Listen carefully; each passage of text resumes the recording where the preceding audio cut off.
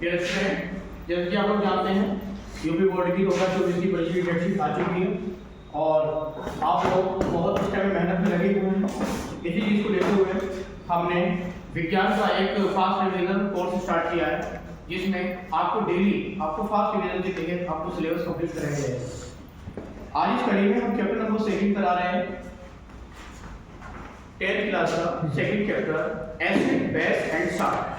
हमें जो इंपॉर्टेंट चीजें हम वो कराएंगे और आपका रिवीजन कराते हुए आपको हर उस पहलू से अवगत कराना है जो कि आपके एग्जाम में आने की संभावना ज्यादा होगी। मेरे ऊपर वाले दुआ है कि आप लोग अच्छे नंबर से कामयाब हो, अच्छे नंबर से पास हो और मैं भी आपके साथ हमेशा तैयार हूँ।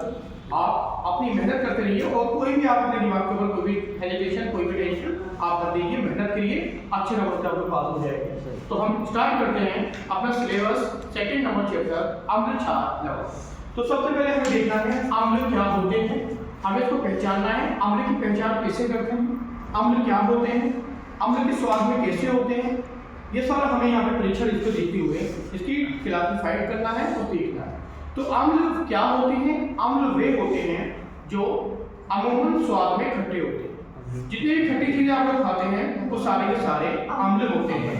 हमने देखा है हम नींबू खाते हैं, अनार संतरा खाते हैं, ये सिरका, ये इसके अलावा और भी कुछ एसिड होते हैं जो भी बहुत हानिकारक प्रकार के एसिड होते हैं, वो हम लोग देखते हैं। तो हमें अम्ल देखना है, अम्ल की परिभाषा को हमें इस तरीके से लिखना है कि जैसे हम अच्छे तरीके से उसको डिफाइन कर सकें। तो सबसे पहले मैं अम्ल की परिभाषा आपको बता रहा हूँ जो आपको एग्जाम में लिखेंगे, जिससे कि आपको अच्छे प्रकार से नंबर मिल सकेंगे। अम्ल वे होते हैं जो स्वाद में खट्टे होते हैं। पहला वाला लिखेंगे आप, इसका स्वाद लिखेंगे।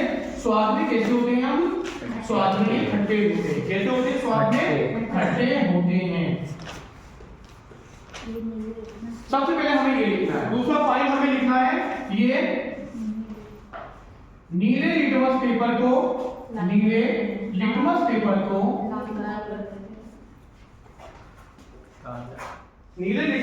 क्या करते हैं, लाल कर देते हैं। आपसे क्वेश्चन पूछ सकता है जो लिटमस पेपर होता है उसका नेचुरल कलर कैसा होता है, प्राकृतिक कलर कैसा होता है।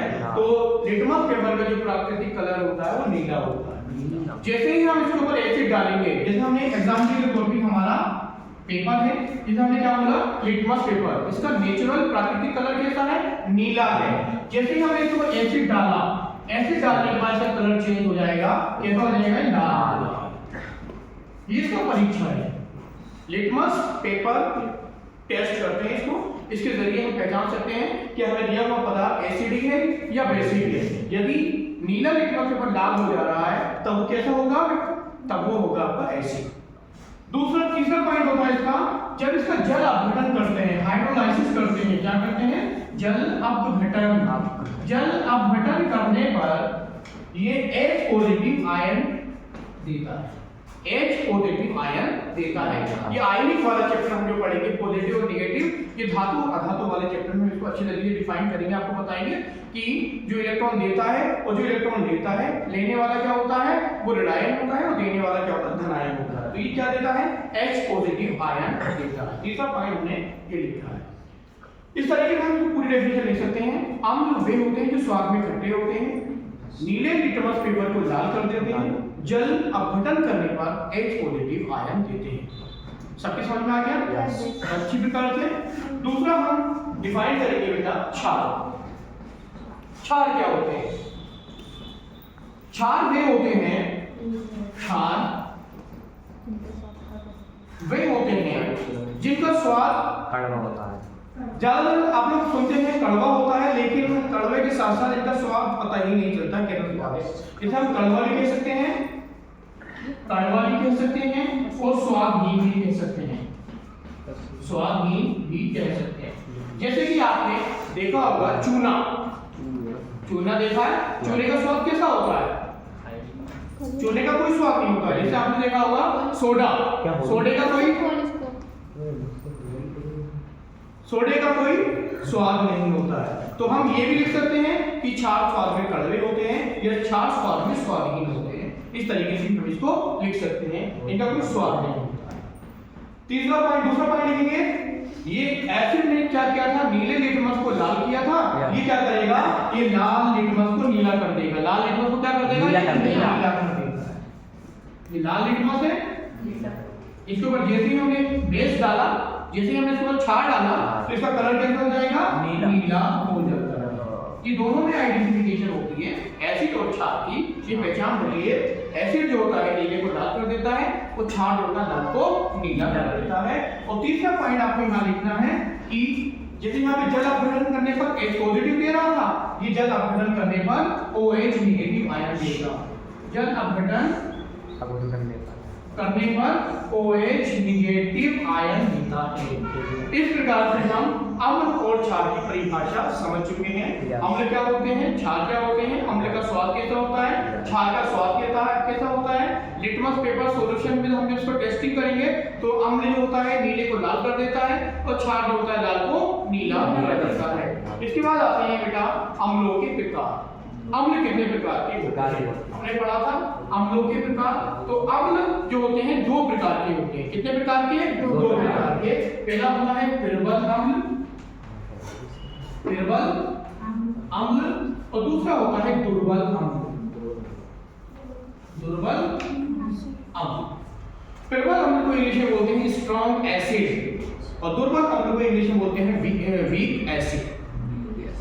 अब हमें इनमें क्लासिफाइड करना है, तो समझना है कि प्रबल कौन से होते हैं, दुर्बल कौन से होते हैं। अपने डेली लाइफ में यूज करते हैं हम लोग, बहुत से एसिडों को यूज करते हैं। खाने के रूप में एसिड लेते हैं, लैक्टिक एसिड लेते हैं, हम टार्ट्रिक एसिड लेते हैं, लैक्टिक एसिड, फॉर्मिक एसिड, ये सारे एसिड हम लोग यूज करते हैं।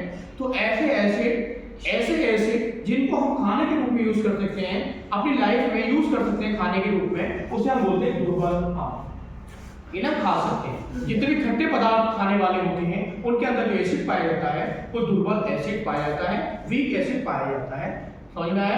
इसके इसी प्रकार के प्रबल अम्ल भी होते हैं जिनको हम आमतौर पर अपनी लाइफ में, अपनी यूज में डायरेक्टली यूज नहीं कर सकते, वो प्रबल अम्ल कहलाते हैं। जैसे बेटा HCl, इसे बोलते हैं हाइड्रोक्लोरिक एसिड, हाइड्रोक्लोरिक अम्ल। दूसरा होता है H2SO4, इसे बोलते हैं सल्फ्यूरिक एसिड या सल्फ्यूरिक अम्ल। और तीसरा होता है HNO3, इसे बोलते हैं नाइट्रिक अम्ल। ये तीनों प्रकार के अम्ल जो होते हैं एक स्ट्रॉन्ग एसिड होते हैं, इनको हम डायरेक्टली यूज में नहीं ला सकते। अंडरस्टैंड? यस। अब हम इसे कैसे पहचानेंगे, इसका भी एक स्केल होता है। इस स्केल को पहचानने के लिए हमने यहाँ लिखा था pH पैमाना। pH पैमाने के जरिए हम किसी एसिड और बेस की पहचान कर सकते हैं। अगर कोई लिक्विड फॉर्म में कोई चीज दी गई है और आपसे पूछा जाता है, बताइए, लिक्विड फॉर्म में चीज देने के बाद आपसे पूछ रहा है कि इसके अंदर एसिड है या बेस है। यदि एसिड है तो कौन सा एसिड है, उसकी pH स्केल क्या होगी। आपसे पूछ सकता है कि पानी का pH मान कितना होता है, ब्लड का pH मान कितना होता है, मिट्टी का pH मान कितना होता है, आप जो खाना खा रहे हैं उसका pH मान कितना होता है। तो हम किस तरीके से इसको समझ सकते हैं। तो एक pH पैमाना होता है, उस pH पैमाने से हम इसका मान निकाल सकते हैं और बता सकते हैं कि दिया हुआ पदार्थ एसिड है, कौन सा एसिड है, स्ट्रॉन्ग है या वीक है।